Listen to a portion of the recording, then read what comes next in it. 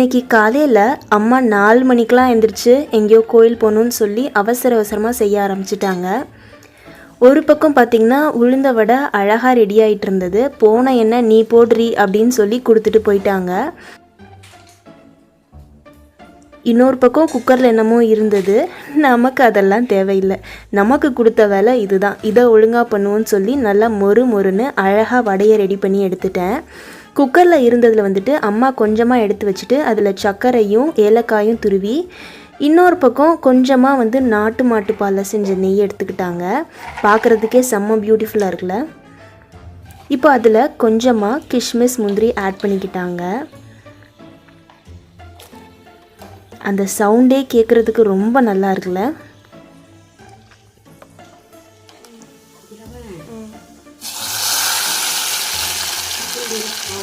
அவ்வளோதான். இந்த சிஸ்லிங்கான சவுண்டோட அப்படியே சுட சுட அழகாக அதை கிண்டி எடுத்து வச்சுக்கிட்டேன்.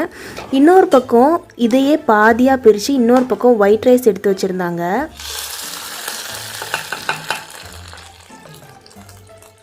அம்மா அதில் அழகாக வெண்பொங்கலுக்கு தேவையான பொருட்களை தாளித்து அதில் எடுத்து வச்சுட்டாங்க.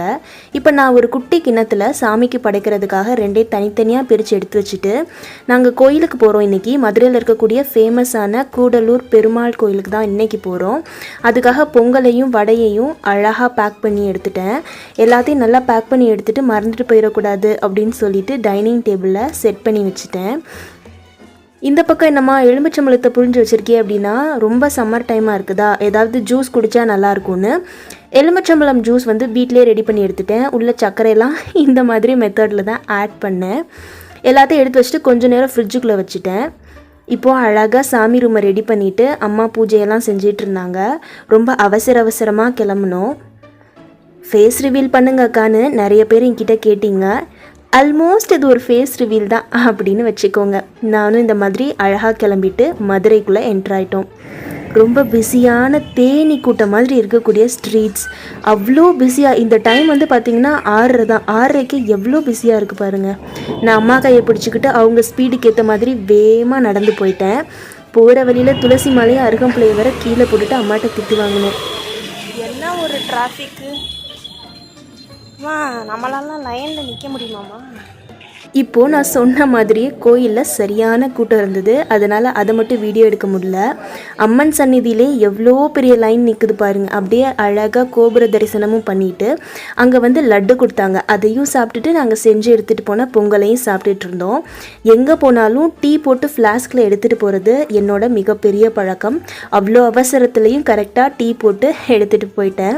அப்படியே அந்த பியூட்டிஃபுல்லான மார்னிங்கை நல்லா ரசித்து சாப்பிட்டுக்கிட்டு அந்த கோயிலில் இருக்கக்கூடிய அழகா அப்படியே ரசிச்சுக்கிட்டு இருக்கேல அம்மா சொன்னாங்க, பக்கத்திலே இம்மையிலும் நன்மை தரும் சிவன் கோயில் இருக்கு, அங்க போலான்னு சொன்னாங்க.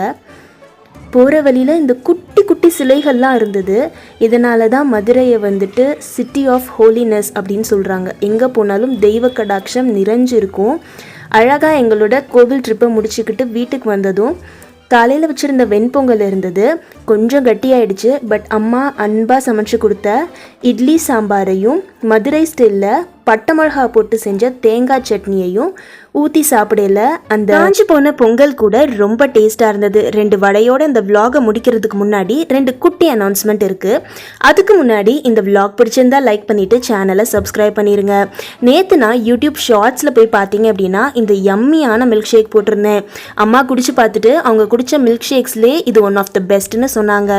நாளைக்கு நான் இந்த மினி ராகி சாக்லேட் லவா கேக்ஸ் எப்படி சிம்பிளான இன்க்ரீடியன்ஸில் செஞ்சு அசத்துனேன்ற ரெசிபியையும் உங்ககிட்ட நான் ஷேர் பண்ண போகிறேன். ஸோ அதுக்காக நம்ம ராஜமாதா கிச்சன் சேனலை சப்ஸ்கிரைப் பண்ணி வச்சுருங்க.